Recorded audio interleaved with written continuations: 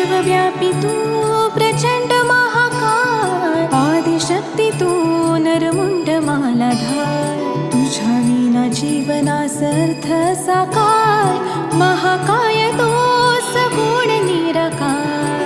ओम नमः शिवाय. ओम नमः शिवाय.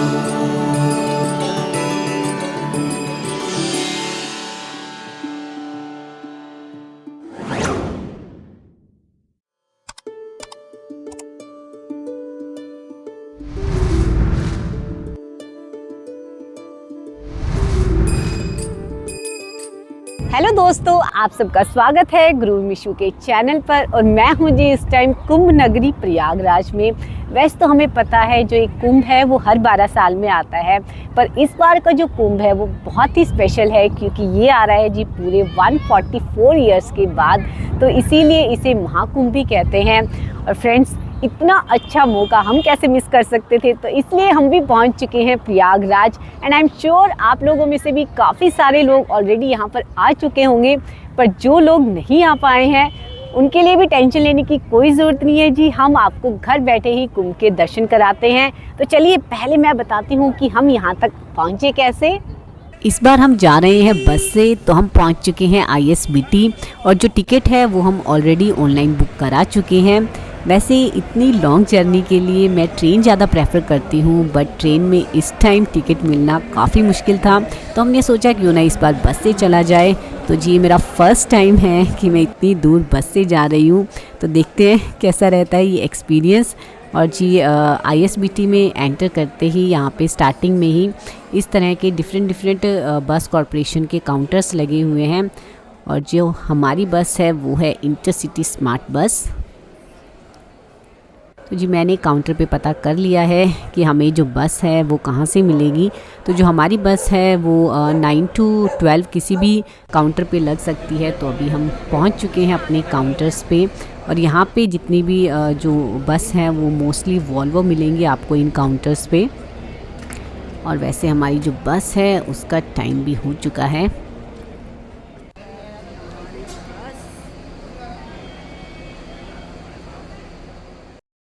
हम अपनी बस में बोर्ड कर चुके हैं। तो ये है जी हमारी बस, और सबसे अच्छी बात ये है कि इसमें वॉशरूम भी है। और ये जो बस है इसमें 2 टाइप्स की सीट हैं, एक तो जी ये चेयर सीट हैं और स्लीपर सीट हैं। ये जो नीचे वाली रो है इसी में चेयर सीट है, अदरवाइज़ और सारी जो सीट्स हैं वो स्लीपर है। और जो हमारी सीट है वो भी स्लीपर है। तो चलिए देखते हैं हमारी सीट कहाँ है। वैसे ये जो बस है वो काफ़ी क्लीन है और स्पेस भी काफ़ी अच्छा है। जैसे ये जो आपको सीट दिख रही है ये 2 लोगों की है, तो 2 लोगों के अकॉर्डिंग काफ़ी अच्छा स्पेस है इसमें। और यहाँ पे सीट के साथ ही एक कैरियर भी लगा हुआ है, तो आप अपना सामान भी आराम से रख सकते हैं। तो जी सही टाइम पे हमारी जो बस है वो भी दिल्ली से निकल चुकी है। बस दिल्ली से 8 बजे चली थी और अभी 10:30 हो चुके हैं और हम पहुंच चुके हैं जी वृंदावन। ये बस का फर्स्ट स्टॉप है और यहाँ पे हम डिनर के लिए रुके हैं। तो ये जो बस है यहाँ पे 30 मिनट के लिए रुकी है, तो हम ऑलरेडी डिनर वगैरह कर चुके हैं यहाँ पे। और अभी जो बस है उसका भी चलने का टाइम हो चुका है, तो चलिए अपनी बस की तरफ चलते हैं।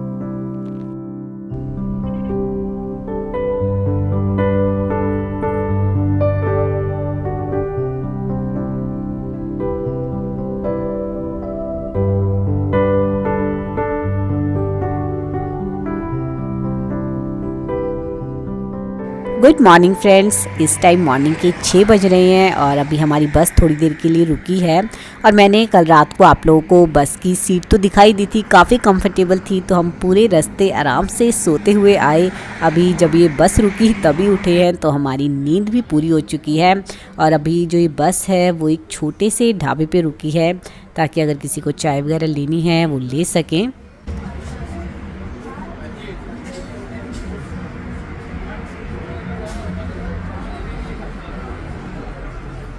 हमारी बस जिस ढाबे पे रुकी थी वो एरिया फ़तेहपुर में है और फ़तेहपुर से प्रयागराज का डिस्टेंस मुश्किल से 130 किलोमीटर्स का है। तो हमें 2.5-3 घंटे और लगेंगे वहाँ तक पहुँचने के लिए। तब तक हम बाहर के नज़ारे देखते हैं।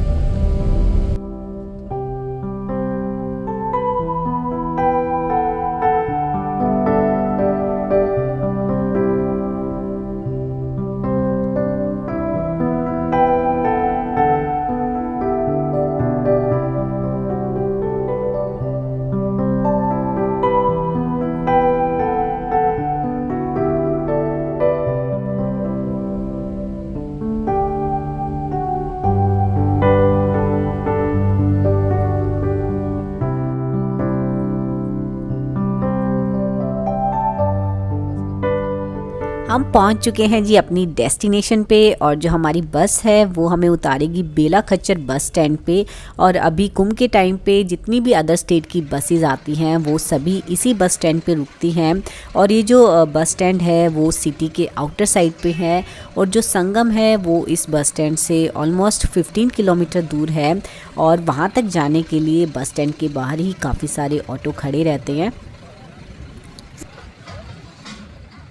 ये जो ऑटो वाले हैं ये 12-13 किलोमीटर के बाद मेन सिटी में उतार देते हैं और उसके बाद जो संगम है वो यहाँ से 2.5-3 किलोमीटर दूर रह जाता है। फ़िलहाल हमें जाना है कैंप सिटी जो यहाँ से 15 किलोमीटर दूर है।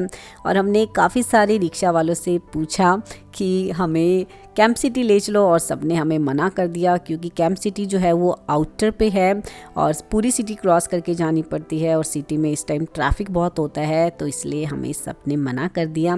तो 1-1.5 किलोमीटर पैदल चलने के बाद हमें ऑप्शन मिला बाइक का। हमने एक बाइक हायर की है और बाइक से हम जा रहे हैं कैंप सिटी। लकली आज जो ट्रैफ़िक है वो काफ़ी कम है। एक तो मॉर्निंग का टाइम भी है और ऊपर से वैसे भी यहाँ पे सबने बताया है कि आज जो ट्रैफ़िक है वो काफ़ी कम है। अदरवाइज़ हमने न्यूज़ में रील्स में देखा ही है कितना हैवी ट्रैफिक होता है और जो कुछ रास्ते हैं वो बंद किए हुए हैं। तो बाइक का ये भी फ़ायदा है कि जो बाइक वाले हैं वो छोटी छोटी गलियों से हमें लेके जा रहे हैं। पर यहाँ पर भीड़ सच में बहुत ज़्यादा है।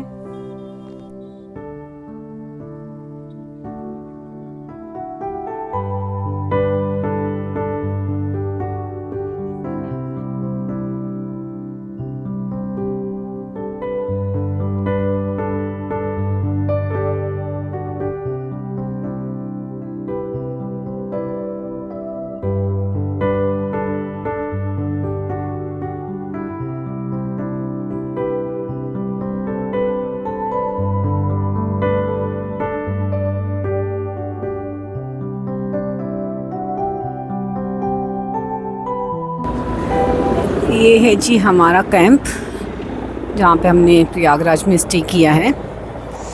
यहाँ पे इस तरह के काफ़ी कंपनीज़ के अलग अलग जो हैं वो कैंप बने हुए हैं।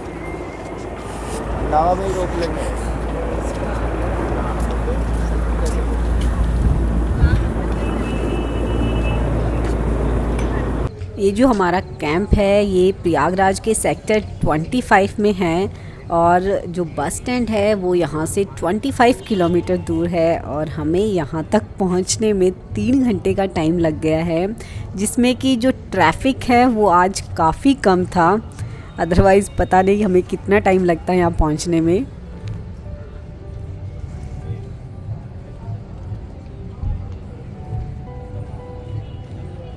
और ये है जी हमारा कैंप और इस टाइम दोपहर के 12 बज रहे हैं। तो सबसे पहले हम फ्रेशन अप होते हैं और उसके बाद जी ऑर्डर करते हैं कुछ खाने का, क्योंकि मॉर्निंग से हमने कुछ खाया नहीं है और वैसे भी लंच का टाइम भी हो चुका है। तो ये है जी हमारा कैंप अंदर से। चलिए मैं आप लोगों को जल्दी से वॉशरूम दिखा देती हूँ और उसके बाद जल्दी से हम फ्रेशन अप होते हैं।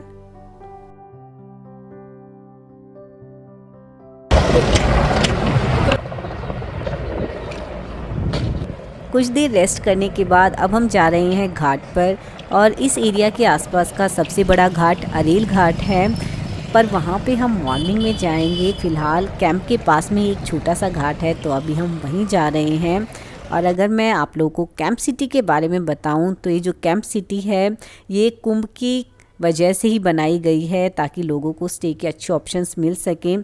इस साइट है ये रिवर बेड पे बनाई हुई है, आपको यहाँ पे हर जगह रेत मिलेगा और यहाँ की जो सड़कें हैं वो भी इस तरह से आर्टिफिशियल बनाई गई हैं और यहाँ पे आपको हर 500 मीटर पे एक डस्टबिन वगैरह भी देखने को मिल जाएगा।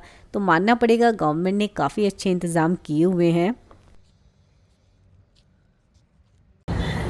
वैसे तो फ्रेंड्स यहाँ पे काफ़ी भीड़ है, बट ये जो सेक्टर 25 के कैंप्स हैं उनके आसपास जितने भी जो घाट हैं वहाँ पे बहुत कम भीड़ है। ये देखिए आपको दिख ही रहा होगा। और जो यहाँ के मेन घाट है वहाँ पे इस टाइम बहुत ज़्यादा रश है।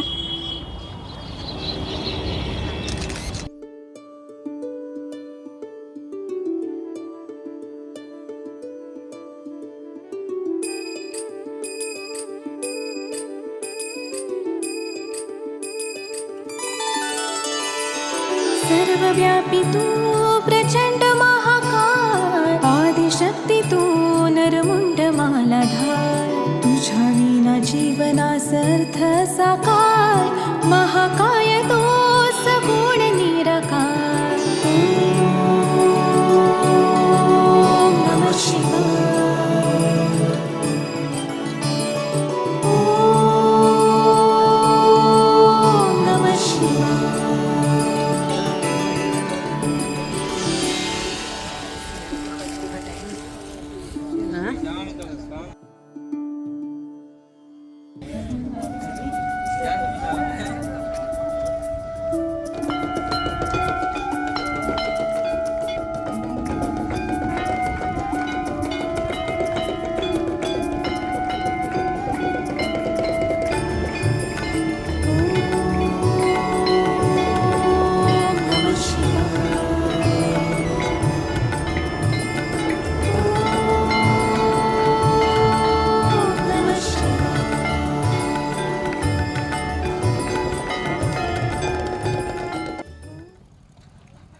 घाट पर स्नान करने के बाद अब हम वापस जा रहे हैं अपने कैंप की तरफ।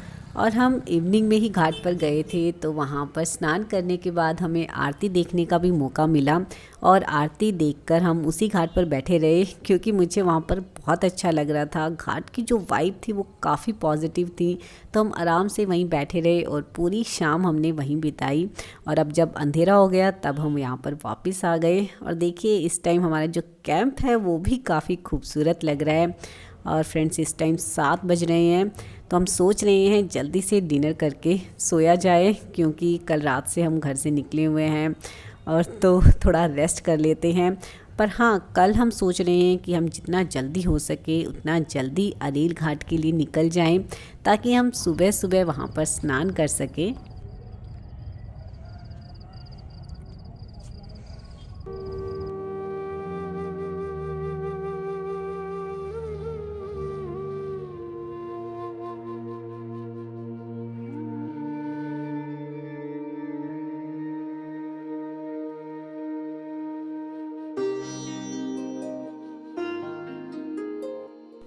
कुंभ इंडिया का ऐसा फेस्टिवल है जो पूरे 12 साल के बाद आता है और इसका साइंटिफिक रीज़न ये है, जुपिटर को सूरज का एक चक्कर लगाने में 12 साल का समय लगता है। तो कुंभ केवल तभी होता है जब सन, मून और जुपिटर एक खास अलाइनमेंट में होते हैं और इस एस्ट्रोनॉमिकल इवेंट की वजह से माना जाता है यहाँ की नदियाँ बहुत ही पवित्र हो जाती है, या फिर कहिए उनकी जो स्पिरिचुअल एनर्जी है वो काफ़ी बढ़ जाती है। और प्लैनेट की ऐसी अलाइनमेंट में इन नदियों में जो कोई भी स्नान करता है वो भी यूनिवर्स की इस एनर्जी से जुड़ जाता है। कुंभ मेला इंडिया में सिर्फ 4 जगह पर ही लगता है, प्रयागराज, हरिद्वार, नासिक और उज्जैन। और इसके पीछे का रीज़न हमें मिलता है हमारे पुराणों से। पुराणों के अकॉर्डिंग जब समुद्र मंथन हुआ था तब उसमें से अमृत से भरा हुआ एक घड़ा निकला था और घड़े को ही कुंभ कहते हैं। और जब ये अमृत से भरा हुआ घड़ा भगवान विष्णु ने उठाया तब उसमें से कुछ अमृत की बूंदें इन जगहों पर गिर गई थी। इसीलिए सिर्फ इन 4 स्थानों पर ही कुंभ का मेला लगता है। और ये तो हम सब जानते हैं, जब भी कुंभ आता है तो एक नया वर्ल्ड रिकॉर्ड बनता है। लास्ट टाइम 2019 में जो अर्ध कुंभ था वो वर्ल्ड की सबसे बड़ी स्पिरिचुअल गैदरिंग बना और इसमें 20 करोड़ से भी ज़्यादा लोगों ने भाग लिया था। और इस बार के महाकुंभ के बारे में तो क्या ही कहें, क्योंकि ये तो पूरे 144 इयर्स के बाद आ रहा है। तो ये तो once in a lifetime event है सभी डिवोटीज के लिए।